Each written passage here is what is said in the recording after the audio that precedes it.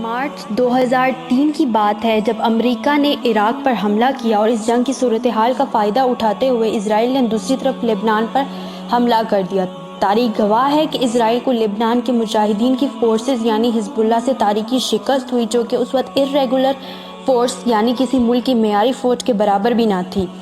کچھ ہی عرصے کے بعد آئی ایس نے مشرق وسطیٰ میں اپنے قدم جمانا شروع کر دیے اور ابو غرائب جیسے واقعات کے بعد لوگوں نے خوارج کی تنظیمیں جیسے آئی ایس میں جوک در جوک شمولیت اختیار کی اور شیعہ سنی فسادات کی ایسی آگ پھیلی کہ ہر طرف مسلمانوں کا خون بہا۔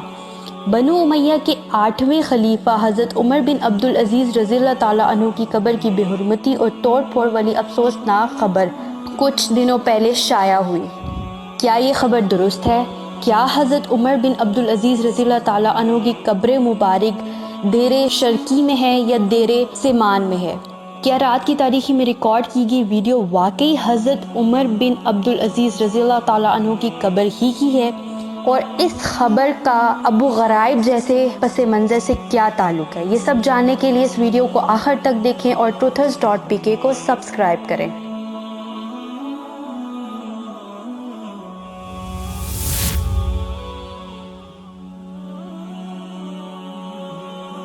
السلام علیکم، truthers.pk میں آج سب کو خوش آمدید۔ 27 مئی 2020 کو ڈیلی صبا میں خبر چھپی کہ دہشت گردوں جن کی پشت پناہی ایران کر رہا تھا نے حضرت عمر بن عبدالعزیز رضی اللہ تعالیٰ عنہ کی قبر مبارک کی بے حرمتی کی اور جسد مبارک اپنے ساتھ لے گئی۔ یہ خبر سوشل میڈیا پر شائع ہونے والی ایک ویڈیو کے بعد منظر عام پر آئی اور لوگوں نے تصدیق سے پہلے ہی شدید غم و غصے کا اظہار کرنا شروع کر دیا۔ اس خبر کے آتے ہی لوگ دو حصوں میں بٹ گئے، ایک تو وہ جو اس خبر کو ماننے سے بالکل انکاری تھے اور دوسرے وہ لوگ جو اس خبر کو سچا مان کر اہل تشیع پر لعن طعن کرنا شروع ہو گئے۔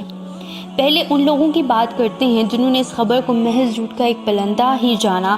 ان کے ایسے رویے کے پیچھے موجود منطق کو جانتے ہیں۔ جیسا کہ ہم سب جانتے ہیں، شام کے کشیدہ حالات کو آئے روز بشار الاسد کے خلاف شام کی سنی عوام مظاہرے کرتی ہے اور حکومت کے حامی افواج اور عام عوام کے تصادم میں کئی مسلمان جانیں چلی جاتی ہیں۔ اس شیعہ سنی فساد والی صورتحال کا فائدہ اٹھاتے ہوئے بہت سے غیر ملکی شر پسند عناصر امت مسلمہ کو توڑنے کی ناپاک سازش کو عملی شکل دے رہے ہیں۔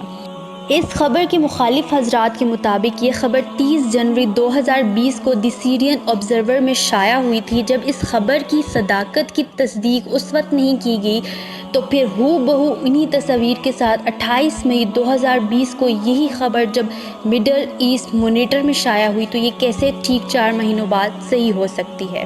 یہاں جنوری 2020 کے واقعات پر روشنی ڈالتے جائیں کہ جنوری 2020 میں مرات النعمان نامی جگہ پر بشار الاسد کی افواج اور قبضہ گروپ جو کہ اس جگہ پر قابض تھا کے درمیان تصادم ہوا اور اسی دوران بشار الاسد کی افواج نے بڑی تعداد میں گولہ باری کی، جس کے نتیجے میں عمر بن عبدالعزیز رضی اللہ تعالیٰ عنہ کی قبر مبارک کو شدید نقصان پہنچا۔ دوسرا موقف ایسے لوگوں کا یہ ہے کہ عمر بن عبدالعزیز رضی اللہ تعالیٰ عنہ کی قبر مبارک تو دیر سیمان میں ہے اور جو خبر چلائی گئی اس میں جگہ دیر شرقی بتائی گئی ہے۔ اب بات کرتے ہیں دوسرے لوگوں کی جنہوں نے اس خبر کو من و عن صحیح جانا اور پھر غم و غصے کا اظہار کیا اور غم و غصے کے اظہار کے طور پر اہل تشیع پر لعن طعن اور نامناسب کلمات کہنا شروع کر دیے۔ ایسے لوگوں کے موقف کے مطابق چونکہ عمر بن عبدالعزیز رضی اللہ تعالیٰ عنہ بنی امیہ میں سے تھے اور شیعہ حضرات اہل امیہ کے بہت مخالف ہیں اور شام میں بشار الاسد کی زیر صدارت شیعہ حکومت قائم ہے تو لازماً یہ شیعہ لوگوں کی ہی کارگزاری ہو سکتی ہے۔ پھر truthers.pk نے سچ جاننے کی بھرپور کوشش کی، حالانکہ دور حاضر میں مشرق وسطیٰ میں سچ ڈھونڈ نکالنا بہت کٹھن کام ہے۔ یاد رہے کہ یہی جگہ ان جگہوں میں سے ہے جن کے مطابق بہت سی روایات میں سب سے بڑے فتنے دجال کی آمد متوقع ہے۔ ہم نے سیریا میں موجود کچھ صحافیوں، سوشل میڈیا ایکٹیوسٹ سے رابطہ کیا جن کے مطابق یہ خبر درست ہے۔ ان میں سے ایک کے مطابق دیر سیمان دیر شرقی کا پرانا نام ہے۔ پہلے اس کا نام دیر سیمان تھا، پھر دیر نکیرہ ہوا، پھر دیر شرقی ہو گیا۔ لیکن چند حضرات کے مطابق قبر مبارک تو دیر سیمان میں ہے کے جواب میں کچھ کا کہنا یہ تھا کہ قبر کو خفیہ طور پر کچھ عرصہ پہلے دیر سیمان سے دیر شرقی میں منتقل کر دیا گیا تھا۔ اور ان لوگوں میں سے بہت سے حضرات نے ویڈیو کی صداقت کو بھی تسلیم کیا ہے۔ عمر بن عبدالعزیز رضی اللہ تعالیٰ عنہ، جنہیں عمر ثانی بھی کہا جاتا ہے، تاریخ اسلام کا وہ درخشاں ستارہ ہیں جنہوں نے اپنے دور حکومت میں خلفائے راشدین کی حکومت کی یادیں تازہ کر دیں، عدل و انصاف کا بول بالا کیا۔ یہ وہ مجدد ہیں جن کو تمام فرقے مانتے ہیں، اہل تشیع حضرات بھی ان کو مجدد مانتے ہیں اور ان سے عقیدت بھی رکھتے ہیں، جس کی سب سے بڑی وجہ ان کا عدل و انصاف اور اہل بیت سے ان کی محبت تھا۔ اس وقت امت مسلمہ فرقوں میں بٹی ہوئی ہے، اور خاص طور پر مشرق وسطیٰ تو دور حاضر کی وہ بدقسمت سرزمین ہے جہاں سب سے زیادہ کشیدگی اور تنازعات ہیں۔ مغرب نے مسلمانوں کے جذبات کو ابھارنے کے لیے ابو غرائب جیسے کھیل کھیلے، جس میں مسلمانوں پر تشدد کی تصویریں اور ویڈیوز کو جان بوجھ کر لیک کیا گیا، جس نے مسلمانوں میں غم و غصے کی لہر کو دوڑایا، جو کہ بعد میں IS کی شہرت کا سبب بنی۔ جس جماعت کو دہشت گرد تنظیم بتایا گیا اور پھر پورے عالم میں اسلام کو اسی کے ذریعے بدنام کیا گیا اور دہشت گردی سے بھی منسوب کیا گیا۔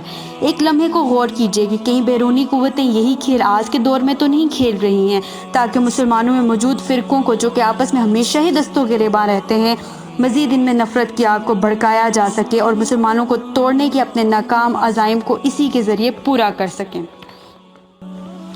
یہ بھی تو ہو سکتا ہے کہ کسی بیرونی طاقت کا کوئی سرغنہ مسلمانوں میں فرقہ واریت کی آگ کو ہوا دینے کے لیے شیعہ ہونے کا لبادہ بھی تو اوڑھ سکتا ہے، جس کے ذریعے مسلمانوں کو آپس میں لڑوایا جا سکے۔ دوسری اہم بات یہ ہے کہ اس خبر کے ٹھیک بعد بہت دفعہ ویکیپیڈیا پہ موجود عمر بن عبدالعزیز رضی اللہ تعالیٰ عنہ کے پیج پر ان کی قبر کو لے کے کئی تبدیلیاں بھی کی گئیں۔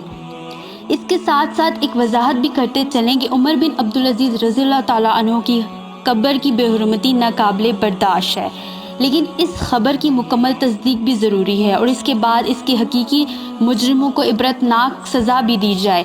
لیکن اس خبر کی آڑ میں پوری شیعہ برادری سے نفرت خود مسلمانوں میں خون ریزی کی نئی تاریخ بھی رقم کر سکتی ہے، جس کے اثرات پھر ناقابل فراموش ہوں گے۔